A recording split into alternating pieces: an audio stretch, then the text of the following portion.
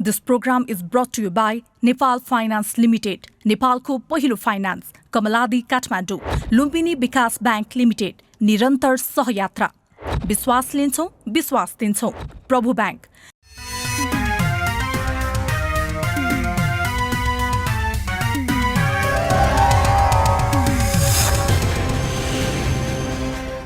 पुस्तकस्तगता विद्या परहस्तगतम धनम कार्यकाले समत्पन्नम न तद् विद्या न तद् धनम। अर्थात् पुस्तकमा लेखिएको विद्या र अर्काको हातमा गएको धन दुवैको भरोसा रहन्न। कार्यकाले समत्पन्नम, काम पर्ने बेलामा न तद् विद्या न तद् धनम।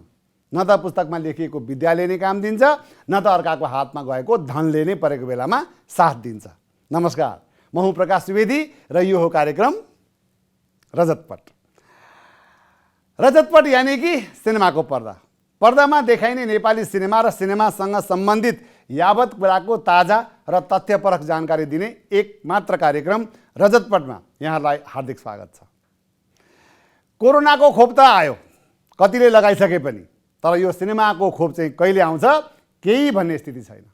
भनेको मतलब सिनेमा चल्ने दिन चाहिँ कहिले आउँछ होला। अब त्यो पहिला 100 दिन, 51 दिन, सिल्भर जुब्ली, गोल्डन जुब्ली के भन्थे नि, हो ती त सब अब एकादेशका कथा जस्तै भइसके। अब नाति नातिनाहरूलाई वरिपरि राखेर कथा सुनाए मात्रै हो। यदि अहिलेको जस्तै स्थिति रहिरहने हो भने अझै 1-2 वर्ष लाग्न सक्छ जस्तो छ पहिलाको स्थितिमा आउन। हुन त पहिला पनि कति नै पो फिल्म चल्थे र, चल्ने भनेको त्यही 2-4 वटा मात्रै त हुन् नि, होइन त? तर उद्योग चाहिँ चलायमान देखिन्थ्यो। यो कोरोनाको कहरले गर्दा सबैभन्दा बढी घाटा त्यही 2-4 जना निर्माता, निर्देशक, कलाकारहरूलाई मात्र भयो। अब पैसा सोर्नेमा कि त छक्का पन्जा ग्रुप देखिएको थियो कि अनमोल, प्रदीप, पल जस्ता कलाकार देखिएका थिए। तर पल्साले भने बेलैमा विकल्प सोचे र अहिले पनि छापि नै रहेका छन्। कुरा नलुकाई भन्नुपर्दा यो कोभिड-19 सुरु भए यता सबैभन्दा बढी पैसा कमाउनेमा अभिनेता पल शाह देखिएका छन्। हामीले सुनेको घर किन्दैछन् रे, बहिना समेत गरिसकेका छन् रे, राम्रै कुरा हो। उता महानायक राजेश हमाल पनि विकल्प प्रयोग गर्दै नाति नातिनासँग रमाइरहेका छन्। भनेको मतलब छापिरहेका छन्। त्यस्तो नजिकको साथी करिश्माले भनेको समेत मानेनन् महानायकले। हजुरले त्यो बुढा बुढीहरूसँग पछाडि दौडिने म्युजिक भिडियो चाहिँ नखेल्नुहोस् होला। करिश्माजीले भनेको भोलिपल्टै गएर खेलेछन्, त्यो पनि नाति केटोसँग। हेर्नुहोस् त यी। अब महानायकलाई चलायमान बनाउन पनि के छ हजुर भन्ने भाइ नै चाहिने भयो नि त। भाइले भाग्य चाहिँ डरै लिएर आएका रहेछन्। हेरिराख्नुहोस्, यदि वैशाखमा निर्वाचन भयो भने नि राजनीतिक पार्टीहरूले तानातान गर्छ नि भाइलाई, आफ्नो चुनाव प्रचार गराउनलाई। भाइको जय जय होस्। ल अब यो पनि हेर्नुहोस्। अरे बाबा, सुहाउने पो गर्नुपर्छ त। सरकारले त सबै सुविधा कटौती गरिसक्यो पूर्व पदाधिकारीहरूको। अब हाम्रा यी कलाकार भने बडीगार्ड लिएर हिँड्न थालिसके अनि हामीले चाहिँ पत्याइदिनु पर्ने। यो फोटो प्रधानमन्त्री ओली र पुष्पकमल दाहाल प्रचण्डले हेर्नुभयो भने के भन्नुहुन्थ्यो होला थाहा छ यहाँलाई? नाटकै हो, नाटकै हो, नौटङ्की नै हो, यो नौटङ्की नै हो। अब के गर्नु, हामीले भन्न मिल्दैन। एक हुल बथान आइहाल्छ नि फेरि यहाँ। जे होस्, अब पनि हाम्रा अधिकांश चलचित्रकर्मीहरूले विकल्पको बारेमा नसोच्ने हो भने जीवन चलाउन गाह्रो पर्छ जस्तो लाग्छ मलाई त। हुन त केही चलचित्रकर्मीहरूले वैकल्पिक बाटोको व्यवस्था गर्न थालिसकेका छन्। यसबारे आज हामी विशेष चर्चा गर्नेछौँ। यसलाई भने हाइलाइट्स। चलचित्र भन्दा अर्कै व्यवसायमा रमाउँदै चलचित्रकर्मी, कोही मकै बेच्दै त कोही चिया बेच्दै।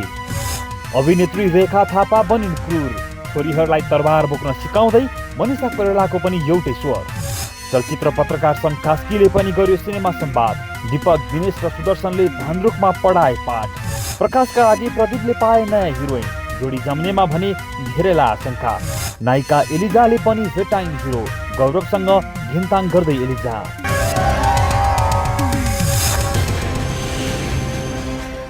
त्यसपछि मैले कार्यक्रमको सुरुमै भनेको थिएँ कि अब चलचित्रकर्मीले अब पनि विकल्पको अर्को बाटो सोचेनन् भने जीवन धान्न गाह्रो नै पर्छ। 1 वर्ष त जसोतसो टारियो। मैले अघि पनि भने ट्र्याकमा आउन टाइम लाग्छ। जबसम्म सिनेमा हलमा सिनेमा लाग्दैन, नयाँ सिनेमा लाग्दैन र त्यो लागेको सिनेमालाई दर्शकहरूले हेर्दैनन्, तबसम्म सिनेमा उद्योग ट्र्याकमा आउन सक्दैन। अहिले त उही 5 जना, 7 जना, 8 जना, बढीमा 10 जना मात्रै देख्छौँ हामी दर्शकहरू हलमा। अनि यसरी चल्छ उद्योग, अनि यसरी धानिन्छ जीवन। जे होस्, आज हामी दुईजना यस्ता चलचित्रकर्मीहरूलाई प्रस्तुत गर्दैछौँ जसले चलचित्र पनि छाडेका छैनन् तर आफ्नो अर्को व्यापार पनि सुरु गरिसकेका छन्। चलचित्रको रङ्गीन दुनियाँ साँच्चै नै देख्नलाई रङ्गीन हुन्छ, तर पर्दा पछाडिका ब्ल्याक एन्ड व्हाइट कहानी त्यति धेरैलाई थाहा नहोला पनि। चलचित्रमै खेलेर फिल्म बनाएरै मात्रै जीवन चलाउन कहाँ त्यति सजिलो छ र हाम्रो जस्तो सानो चलचित्र उद्योगमा। त्यसैले कोही अन्य पेसा व्यवसाय अँगाल्दै पनि यही क्षेत्रमा सोख पूरा गर्न लागि परेका छन्, त कोही चलचित्र क्षेत्रमा रहँदै पनि अन्य पेसा व्यवसायमा अगाडि बढिरहेका छन्। त्यसो त हामीले केही पहिले अन्य पेसा अँगालेका चलचित्रकर्मीहरू भनेर रिपोर्ट पनि प्रसारण गरिसकेका छौँ। त्यो रिपोर्टमा समावेश कलाकर्मीहरूको व्यवसायका बारेमा गहिरिएर रिपोर्ट पेश गर्दा सम्भवतः हाम्रो कार्यक्रमको आधा घण्टा समय पनि अपुग हुन जान्छ। तसर्थ आज हामीले एक चलचित्र निर्देशक र एक निर्माताले पछिल्लो समय अँगालेका दुई फरक व्यवसायको बारेमा चर्चा गर्दैछौँ। सुरुमा निर्देशक गणेश देव पाण्डेबाट सुरु गरौँ।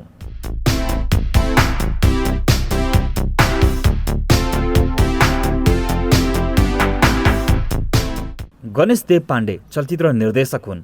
उनी चलचित्र मञ्जरी बनाएर नेपाली चलचित्र क्षेत्रमा प्रवेश गरेका हुन् एज अ निर्देशक। भलै चलचित्रलाई कपीको आरोप लाग्यो, तथापि गणेशको पहिलो कामले राम्रै चर्चा पायो। मालतीको भट्टी, गाजा बाजा लगायतका चलचित्रहरू पनि गणेशले नै निर्देशन गरेका चलचित्रहरू हुन्। गणेशले चलचित्र गाजा बाजा प्रदर्शन गराउन कडा पापड पेल्नु पर्यो। नामलाई लिएर उनले चलचित्र प्रदर्शनका लागि अनुमति नपाउँदा उनका मनमा थुप्रै वितृष्णाहरू जाग्न थाले र गणेशलाई बनायो नयाँ व्यवसाय। हो, गणेशले करिब 2 वर्ष अगाडि चियावाला नामक एक चिया पसल खोले।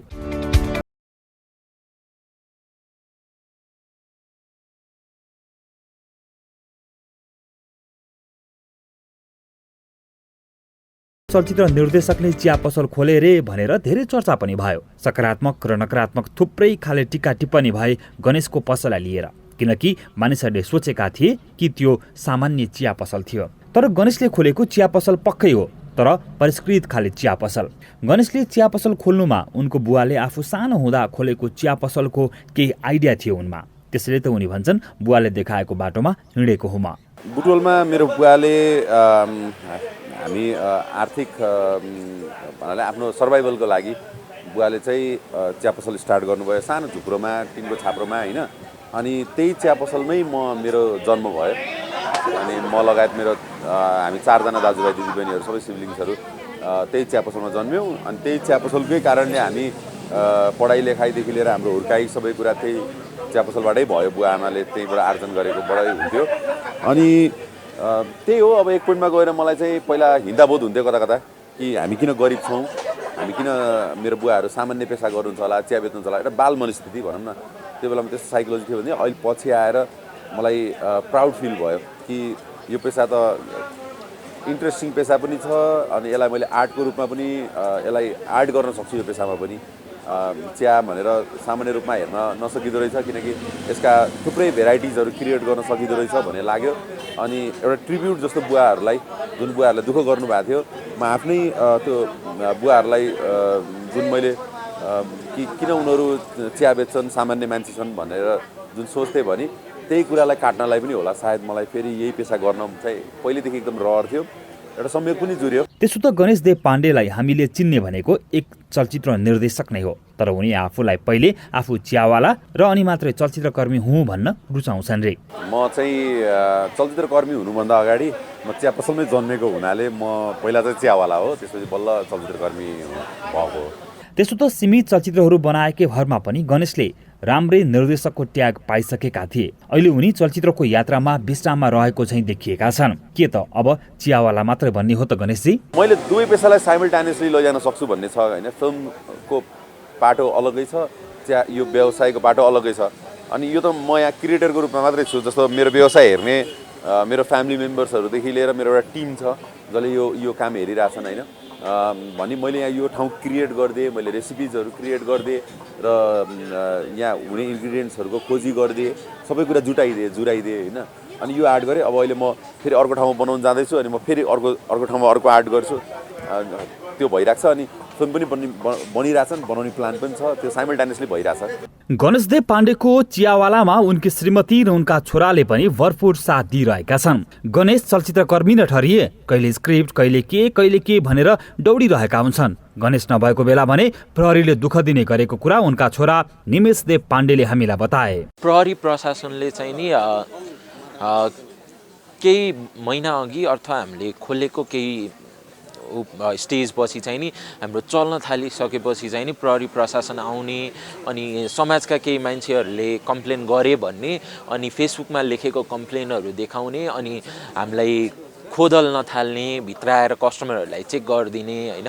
सरकारी निकायबाट अस्ति भर्खर एउटा ट्राफिकको यहाँ केस भयो, भित्र बसेका कस्टमर्सलाई चाहिँ नि अब पार्किङमा बिहान हामीले खोल्ने बित्तिकै पार्किङ यो गर्न पाइँदैन भनेर सर मैले रिक्वेस्ट गरेँ, हम्बल्ली रिक्वेस्ट गरेँ, सर 5 मिनटपछि हटाउँछु, मैले केही म्यानेज गर्नुपर्ने हुन्छ, कस्टमरलाई यहाँबाट हटाउनु डाइरेक्टली मिल्दैन भन्दाखेरि उहाँले चाहिँ नि भित्र बसेको कस्टमरलाई आफै यहाँनिर मेरो गेट लिएर आएर सबैलाई बाहिर निकालेर हटाउन लाग्नु भयो।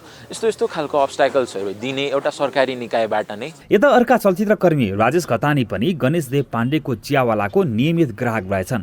उनको प्राय जमघट यही हुने गरेको उनले हामीलाई बताए र राजेश भन्छन् चलचित्रमा काम गरेर मात्रै हातमुख जोड्न गाह्रो छ, त्यसैले अन्य व्यवसाय त सुरु गर्नै पर्यो नि। चलचित्रकर्मीहरूले चलचित्र मात्र बनाएर बाँच्न सक्ने अहिले अवस्था पनि छैन र केही न केही साइड बिजनेसको रूपमा चाहिँ केही न केही गर्नै पर्ने थियो र गणेशदेवजीले चाहिँ चियावाला बनाएर चाहिँ एउटा यो व्यवसाय सुरु गरेर चियाका पारखीहरूलाई अत्यन्तै स्वादिष्ट चिया खुवाइरहनु भएको छ र धेरै अब भिडभाड देखिन्छ यहाँनिर। उहाँले राम्रो व्यवसाय गर्नुभएको छ र हरेक चलचित्रकर्मीहरूले चाहिँ अब साइड बिजनेसको रूपमा केही न केही चाहिँ रोज्नै पर्ने अवस्था देखिएको छ र उहाँले चिया रोज्नुभयो। अन्य चलचित्रकर्मीहरूले पनि साइड बिजनेसको रूपमा केही न केही गर्नै पर्ने अवस्था छ, गर्नु हुँदैछ होला सायद धेरैजनाले। यस्तै भने निर्माता थमन कुमार भण्डारी हुन्। यो नाम खासै परिचित नाम पनि होइन, एउटै मात्र चलचित्र बनाएका छन् थमनले, पण्डित बाजेको लौरी। नामलाई लिएर पनि केही हल्ली खल्ली भयो भने चलचित्रको विषयवस्तु माथि पनि आरोप प्रत्यारोप नै चल्यो। चलचित्रबाट राम्रै दाम अनि नाम कमाउँछु भन्ने सोचेका थमन पनि अन्ततः मकै घर नामक एउटा पसलको साउजी बने।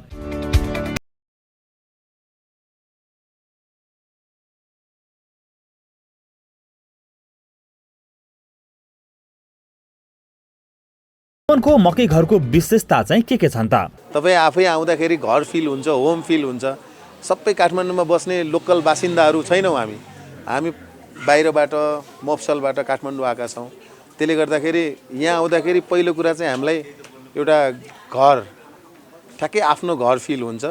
त्यसपछि गएर घरमै खाने पाउने कुराहरू, जस्तो हामी सानो छँदा हुर्किँदाखेरि पहाडतिर जुन चिजहरू हामीले खान्थ्यौँ हामी त्यही चिज यहाँ बेच्छौँ। एउटा घर अनि घरमा खाने कुरा, त्यो चिजले चाहिँ विशेष गरेर यहाँ आउने पाहुनाहरूलाई चाहिँ अलिक बढी आकर्षण गरेको छ। त्यसो त थमनलाई चलचित्रको नसा छोडिसक्यो। केही समय व्यवसायतिर भुले तापनि चलचित्र निर्माण लगायतका काममा लाग्ने उनले सोच बनाएका छन्। फिल्म लाइनलाई छोड्नु सकिँदैन।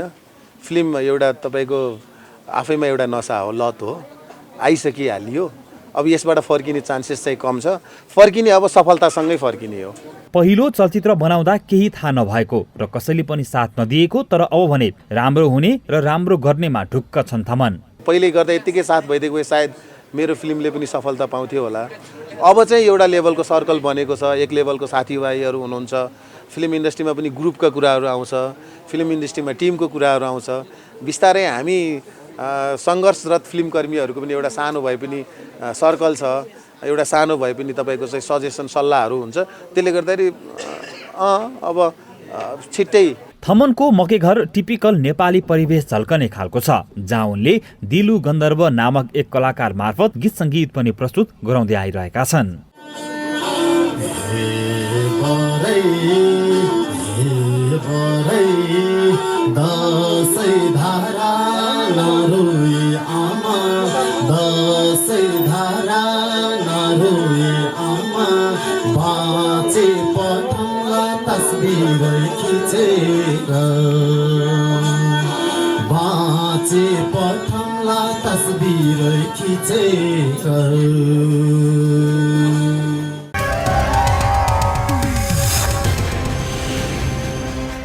त्यसो त अभिनेत्री रेखा थापा एक हिम्मतवाली अभिनेत्री हुन्, यसमा शङ्कै छैन। पछिल्लो समय उनले फिल्महरू पनि त्यस्तै खेलिन्। तर गत साता एक कार्यक्रममा भने रेखा अलि बढी नै आवेशमा आएकी हुन् कि भन्ने हामीलाई भान भयो। छोरी चेलीलाई उपदेश दिने क्रममा तरबार बोक्न सिकाइन् रेखाले।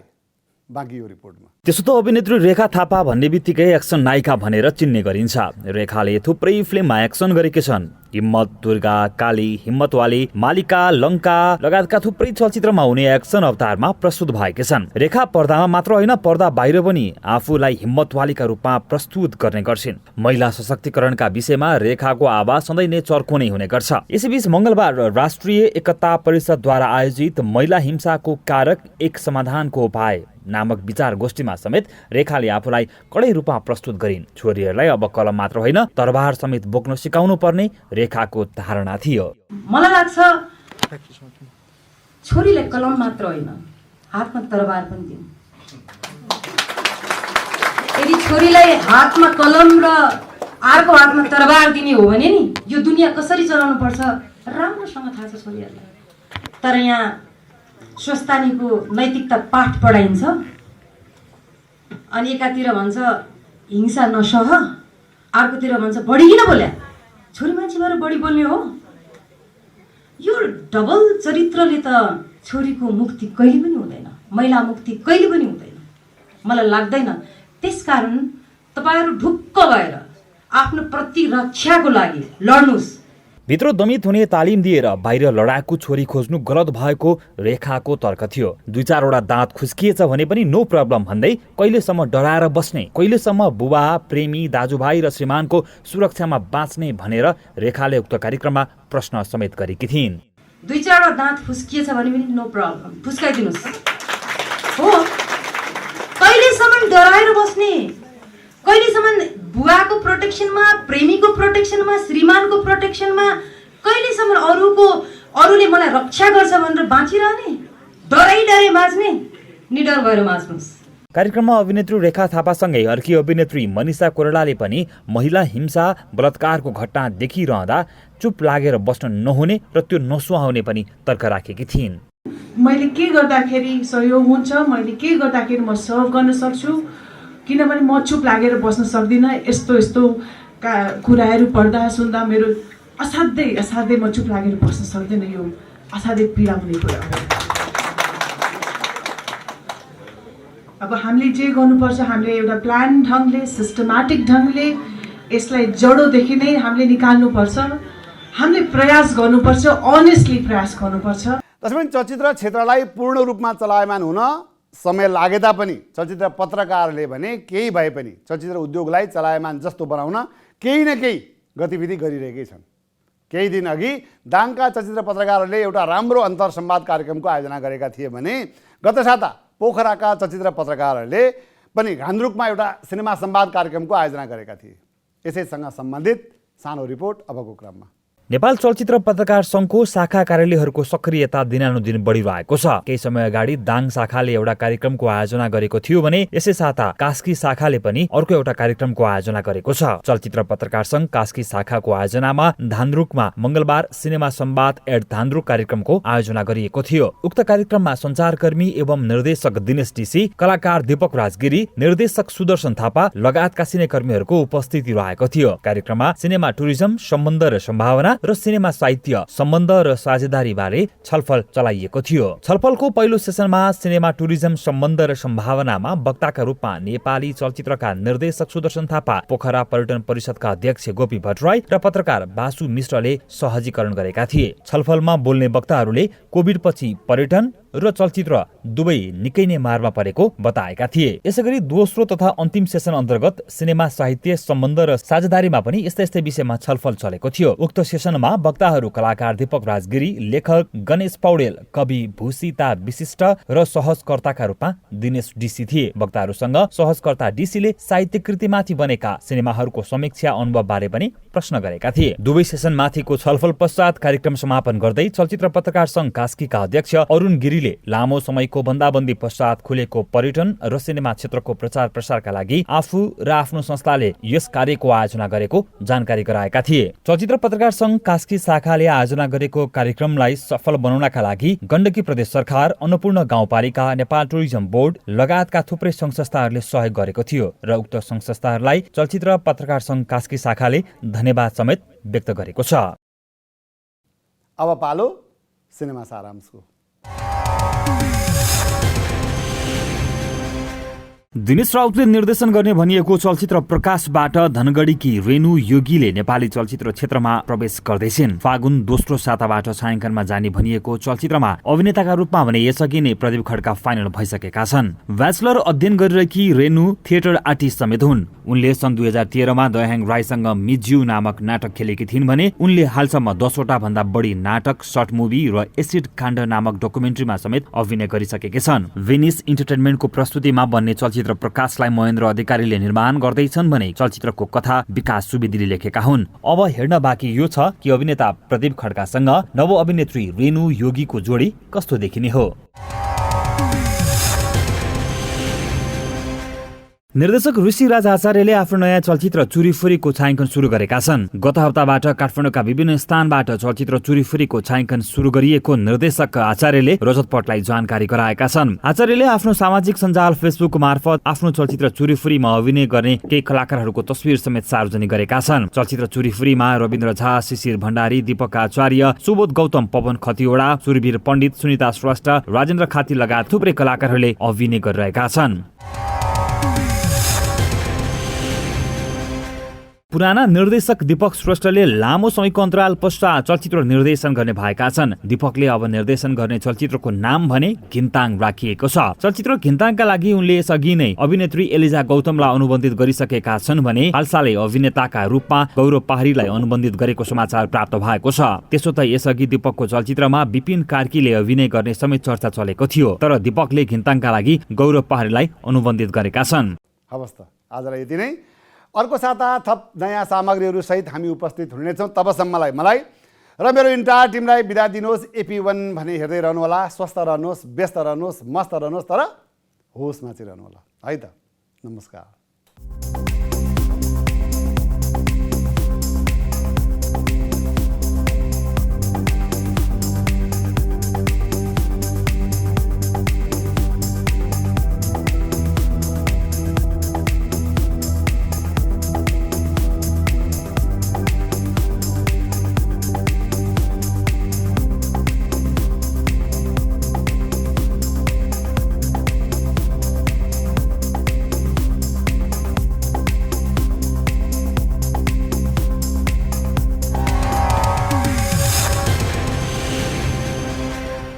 This program is brought to you by Nepal Finance Limited, नेपालको पहिलो फाइनान्स, कमलादी काठमाडौँ, लुम्बिनी विकास बैंक लिमिटेड, निरन्तर सहयात्रा।